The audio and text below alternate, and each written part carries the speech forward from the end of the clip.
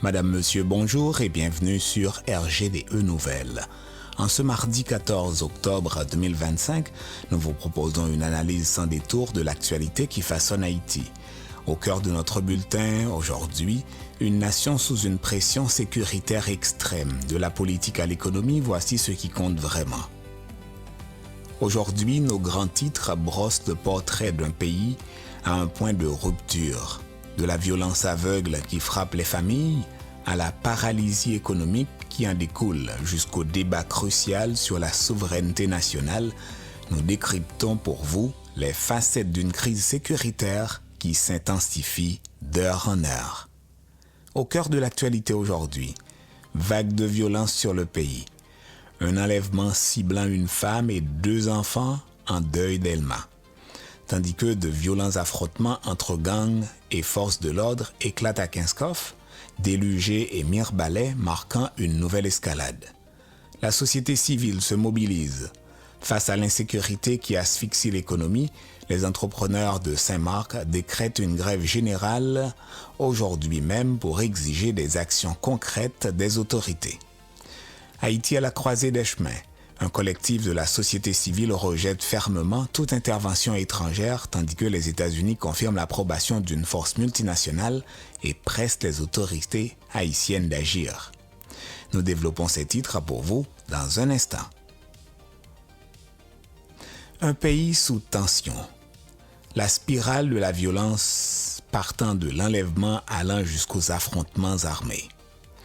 L'insécurité en Haïti se manifeste sous des formes multiples et de plus en plus brutales.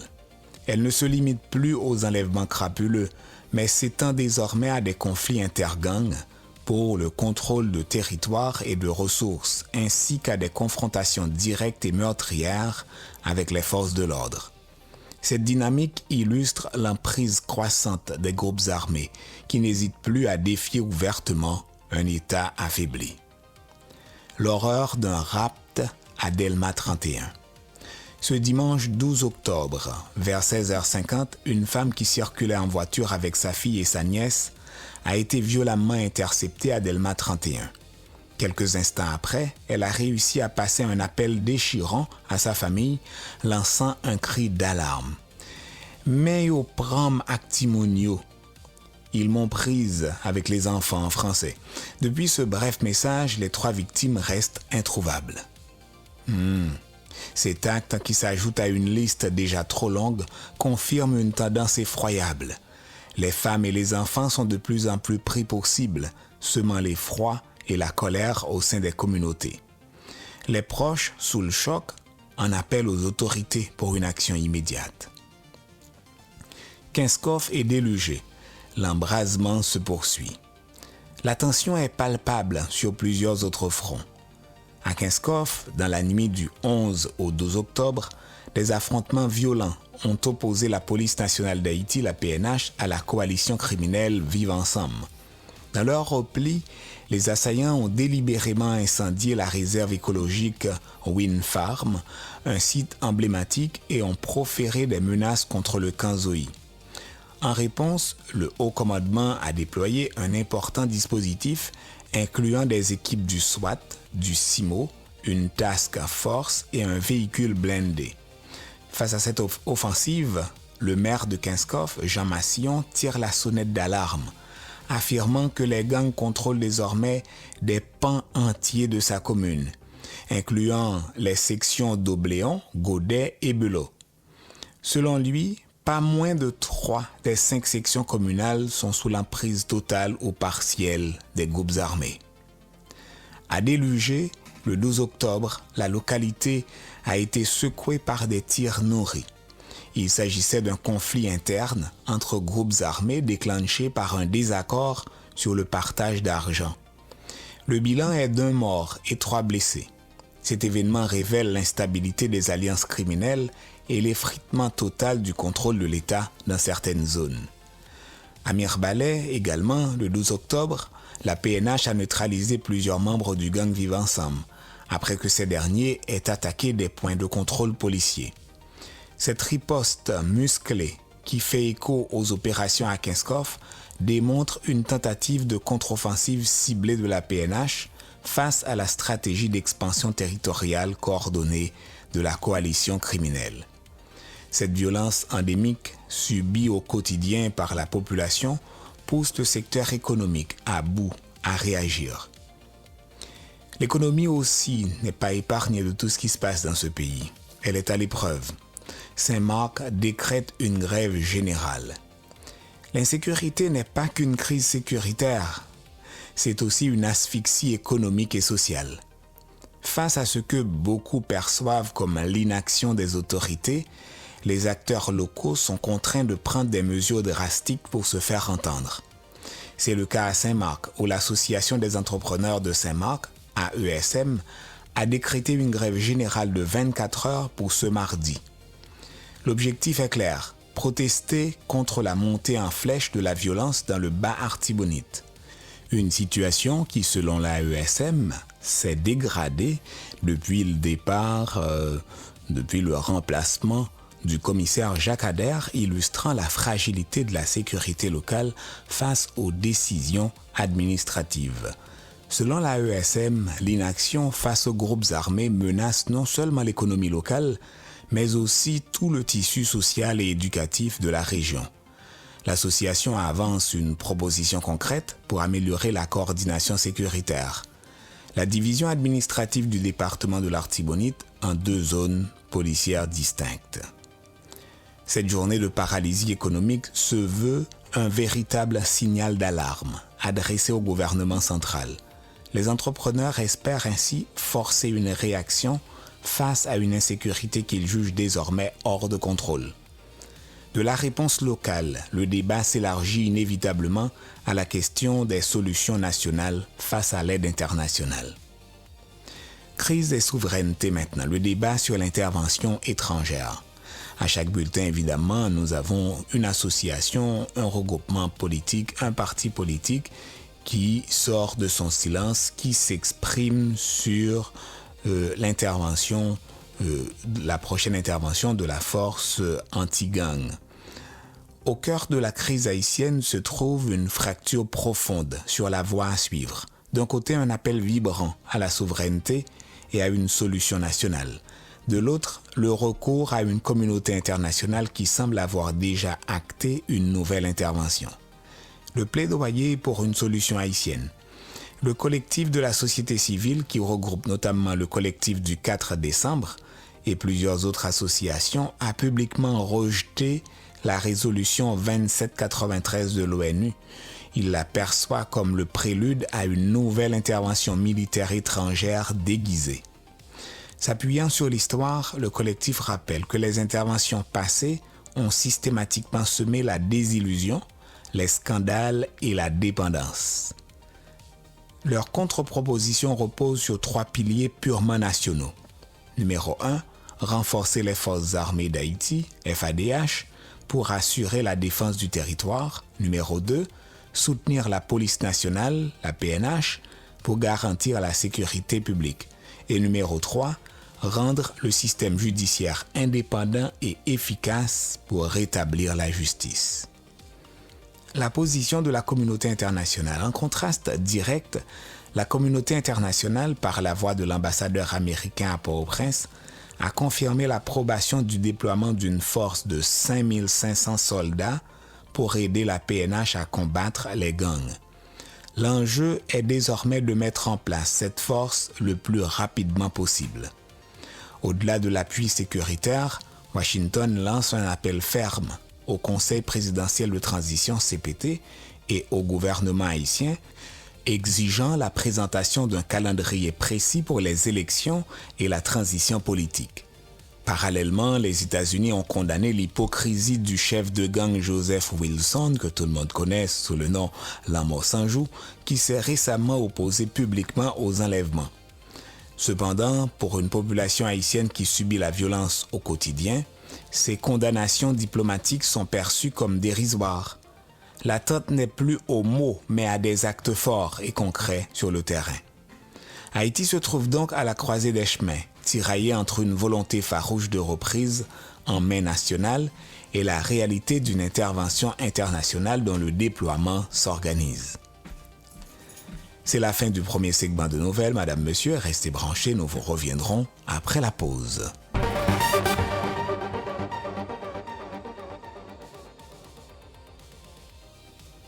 Madame, Monsieur, merci de votre fidélité à RGTE Nouvelles, l'info sans détour et une analyse objective. Nous sommes le mardi 14 octobre 2025. Voici les principaux titres qui seront développés à ce deuxième segment de nouvelles. Crise institutionnelle en Haïti. Le journaliste Jacques Desrosiers prend la tête du conseil électoral provisoire et promet de restaurer la confiance alors que le pays fait face à des défis sécuritaires et politiques majeurs. Le débat constitutionnel relancé, la nouvelle Alliance pour la transition constitutionnelle propose un retour à la Constitution de 1987 comme unique issue à la crise. La jeunesse contre la violence électorale, lancement d'une initiative citoyenne pour promouvoir des élections pacifiques à travers l'art et l'engagement des jeunes. Au cœur de la crise politique haïtienne, le Conseil électoral provisoire CEP demeure une institution névralgique pour l'avenir démocratique du pays. C'est dans ce contexte critique qu'un changement de direction vient d'avoir lieu, marquant une étape potentiellement décisive pour la tenue des prochaines élections. Hier, le 13 octobre 2025, un nouveau bureau a été formellement installé à la tête du CEP. Il est désormais présidé par le journaliste Jacques Desrosiers, qui succède à Patrick Saint-Hilaire. Dans son discours d'installation, Jacques Desrosiers a défini les grandes lignes de son mandat, articulées autour d'un double engagement, la continuité et la confiance. Loin de marquer une rupture, le nouveau président a tenu à rassurer ses intentions, affirmant que son installation n'est pas une rupture avec des bonnes pratiques de gestion administrative et financière. Elle vise au contraire à consolider les acquis, à apporter un nouveau souffle à l'institution. Conscient du scepticisme ambiant, M. Desrosiers a promis de travailler avec ses pairs pour renforcer la confiance du public dans le processus électoral en cours. Il s'est engagé à rendre le Conseil plus accessible et plus à l'écoute des préoccupations des citoyens. Le président sortant, Patrick Saint-Hilaire, a de son côté dressé un bilan détaillé de son mandat, qui s'est étendu du 19 octobre 2024 au 13 octobre 2025. Parmi les réalisations majeures de son équipe, il a notamment souligné un effort d'assainissement administratif et financier avec des mécanismes de gestion plus rigoureux. Il a également listé plusieurs avancées concrètes dans la préparation du processus électoral. La révision du cadre légal électoral, le recrutement des membres des structures décentralisées, l'évaluation des centres de vote et le paiement en cours des arriérés de loyer. L'établissement d'un cadre de dialogue avec toutes les parties prenantes, la signature d'un accord historique avec l'Université d'État d'Haïti pour la création d'une chaire électorale. Cette réorganisation au sommet du CEP intervient dans un contexte de crise sociopolitique et d'incertitude électorale profonde. Une tension palpable existe entre le calendrier politique et la réalité du terrain. D'un côté, le Conseil présidentiel de transition maintient son engagement à organiser des élections avant le 7 février 2026. De l'autre, de nombreux experts estiment qu'un délai d'au moins 8 mois est nécessaire. Les experts invoquent des obstacles logistiques et financiers, mais le défi majeur reste sécuritaire. Des gangs armés contrôlent toujours de larges portions du territoire, notamment dans l'Ouest et l'Artibonite. Face à cette course contre la montre, des acteurs politiques cherchent des solutions de fond pour sortir le pays de l'impasse. Alors que l'échéance de la vacance présidentielle du 7 février 2026 se rapproche, la nouvelle Alliance pour la transition constitutionnelle, ou NATC, met sur la table une proposition radicale. La proposition de la NATC est sans équivoque. Le rétablissement de la Constitution de 1987 est le seul cadre légitime pour sortir Haïti de la crise. Pour y parvenir, l'Alliance a identifié une feuille de route en 6 points prioritaires.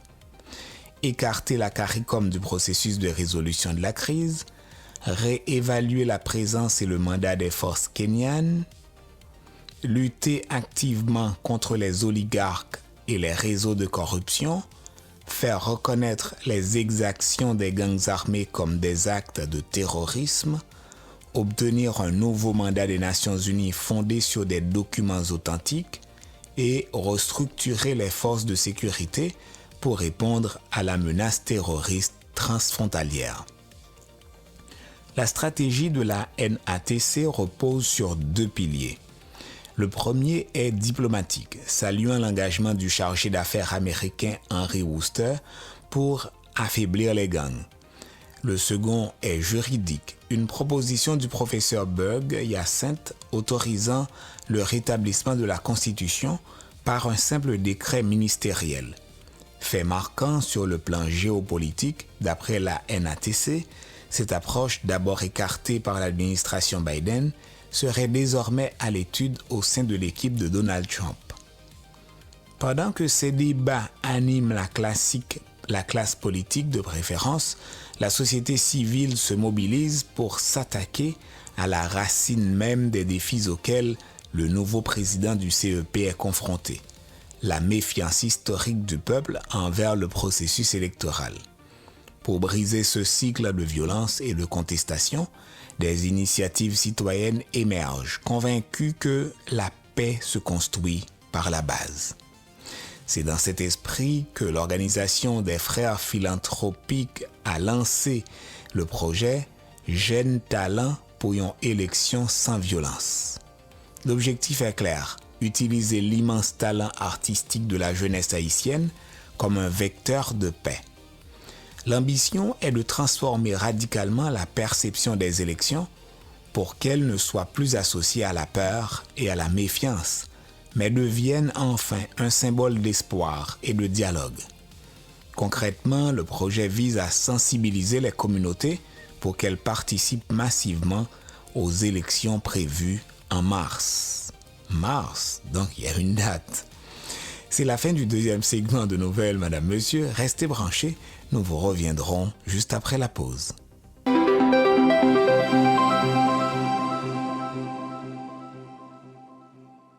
Madame, Monsieur, merci d'être resté jusqu'à présent avec nous. Vous êtes sur RGDE Nouvelles, l'info sans détour et une analyse objective. Nous sommes le mardi 14 octobre 2025. Nous ouvrons ce dernier segment de nouvelles avec une très mauvaise nouvelle du côté du sport pour nos grenadiers. Il y avait un match très attendu hier entre Haïti et le Honduras. Malheureusement, ça s'est soldé en une défaite pour Haïti. Le match a débuté avec une intensité élevée. Le Honduras a ouvert le score rapidement grâce à Lozano, 1-0 à la 15e minute, suivi d'un second but hondurien en première mi-temps, ce qui a amené cela à 2-0. Haïti pousse en seconde période, mais le Honduras porte le score à 3-0 en fin de match, scellant une victoire convaincante.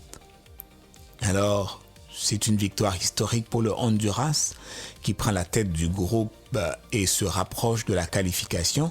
Pour Haïti, c'est un coup dur, mais il reste en course avec des matchs à domicile en novembre contre le Nicaragua et le Costa Rica. Donc voilà, c'est pas une bonne nouvelle. Je sais qu'on s'attendait à autre chose, mais on savait aussi si jamais Haïti pouvait aller chercher un match nul, ça aurait été quand même une bonne chose. Sinon, dans cette dernière partie de notre journal, nous aborderons les sujets suivants.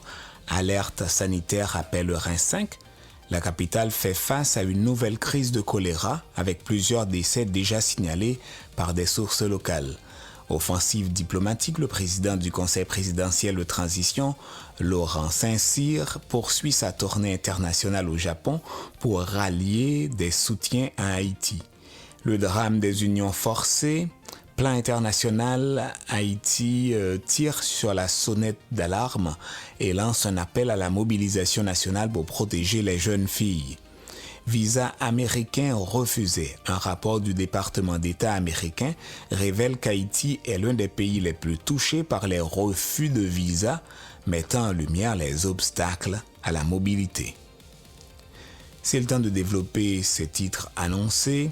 Le choléra refait surface à Port-au-Prince, une crise sanitaire.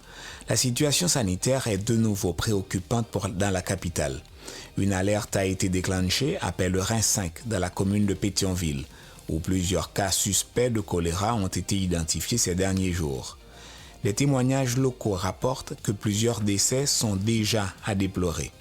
Cette résurgence est particulièrement inquiétante, ravivant le souvenir douloureux de l'épidémie qui a ravagé le pays après 2010 et soulignant la fragilité persistante des infrastructures sanitaires.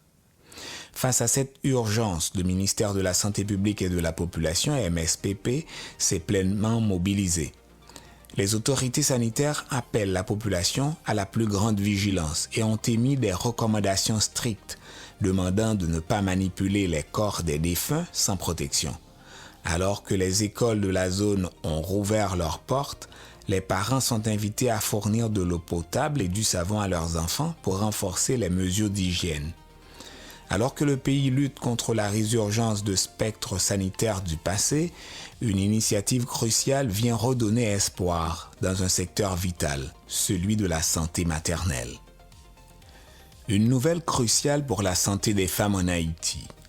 La maternité Isaïe Gentil, le plus grand centre obstétrical du pays situé à Cité-Soleil, s'apprête à rouvrir ses portes.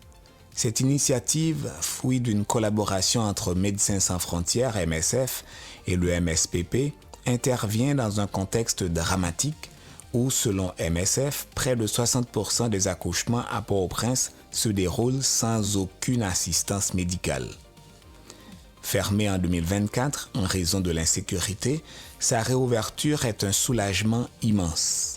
Sa fermeture avait directement contribué à une hausse alarmante de la mortalité maternelle. Entre février 2022 et avril 2025, Haïti a enregistré entre 250 et 350 décès pour 100 000 naissances vivantes, l'un des taux les plus élevés de la région des Caraïbes et l'Amérique latine. Cette réouverture vise à inverser cette tendance tragique et à garantir des soins obstétricaux d'urgence. Cette victoire pour la santé des mères met en lumière un autre combat, celui pour l'avenir de leurs filles, menacées par le fléau des unions forcées. À l'occasion de la Journée internationale de la fille, célébrée ce samedi 11 octobre, l'organisation Plan international Haïti a lancé un appel vibrant à une mobilisation nationale. L'objectif ? Mettre fin aux unions précoces et forcées, une pratique qui persiste et détruit l'avenir de milliers de jeunes filles haïtiennes, bien que le mariage des enfants soit interdit par la loi haïtienne. Selon Prospéry Raymond, directeur national de l'organisation, les difficultés économiques poussent de nombreuses familles à faire des choix impossibles, rendant les filles particulièrement vulnérables à l'exploitation. Elles perdent ainsi leur droit à l'éducation, à la sécurité et à la liberté de choisir leur avenir. La campagne menée par Plan international vise à libérer les filles des mariages forcés et de la violence et à soutenir les jeunes leaders qui combattent déjà ce fléau dans leur communauté. Face à un avenir aussi incertain, de nombreux Haïtiens cherchent des opportunités à l'étranger. Mais au-delà des frontières, une autre barrière se dresse, celle de l'administration. Un nouveau rapport du département d'État américain illustre à quel point le chemin de la migration légale se referme. À la fin de l'exercice 2024, Haïti se classe au 3e rang des pays avec le plus haut taux de refus pour les visas de tourisme ou d'affaires de type B1, B2. Avec un taux de 47,35%, le pays se situe juste derrière Cuba à 53,35% et le Salvador à 52,65%. le rapport met en cause directement l'instabilité politique et économique qui prévaut dans le pays comme facteur prépondérant de ces refus. De plus, la perception du risque peut être aggravée par des facteurs internes comme le récent démantèlement par la DCPJ d'un vaste réseau de faussaires produisant de faux passeports, diplômes et actes d'état civil, ce qui pourrait renforcer la méfiance des agents consulaires. Pour augmenter leurs chances, il est conseillé aux candidats de présenter une documentation solide et de démontrer des liens forts avec leur pays d'origine. Face à ces défis internes et externes, le gouvernement de transition tente de restaurer l'image et l'influence d'Haïti sur la scène internationale. Diplomatie et politique maintenant, la tournée internationale de Laurent Saint-Cyr. Le président du Conseil présidentiel de transition, Laurent Saint-Cyr, mène actuellement une offensive diplomatique pour sortir Haïti de la crise. Lors d'une visite officielle au Japon le 9 octobre, il a été reçu par l'empereur Naruhito et le premier ministre Shigeru Ishiba, j'ai peut-être mal prononcé le prénom. Donc, les objectifs de cette visite étaient doubles. D'une part, obtenir l'appui du Japon, partenaire influent aux Nations Unies, pour le déploiement de la mission multinationale de soutien à la sécurité. D'autre part, plaider pour la reprise des activités de l'Agence japonaise de coopération internationale, JICA, en Haïti. Le président du CPT a clairement lié le retour de la sécurité à la nécessité de sortir de la dépendance à l'aide internationale, affirmant que l'investissement sera la clé de la reconstruction. Sa prochaine étape le mènera au Qatar. Concernant le calendrier politique, il a été catégorique. Des élections précipitées seraient un échec. La priorité absolue reste de rétablir la sécurité et la confiance. Après ce tour d'horizon de l'actualité, passons maintenant aux informations pratiques, météo et économie. Voici les prévisions de l'unité hydrométéorologique d'Haïti pour ce mardi 14 octobre 2025. Prévision générale, l'atmosphère sur le pays reste humide et instable. Des averses, parfois orageuses, sont prévues en fin d'après-midi et en soirée, notamment sur les départements du sud, du nord, du sud-est, de l'Artibonite, de la Grand'Anse, ainsi que sur certaines localités de l'ouest et du centre. Prévision pour Port-au-Prince, le temps sera nuageux avec des averses orageuses possibles en fin de journée. Température, la température maximale oscillera entre 32 et 36 degrés Celsius. Pour Port-au-Prince, le soleil se lèvera à 6h43 ou s'est levé à 6h43, dépendamment de l'heure à laquelle vous m'écouterez, et se couchera à 18h26.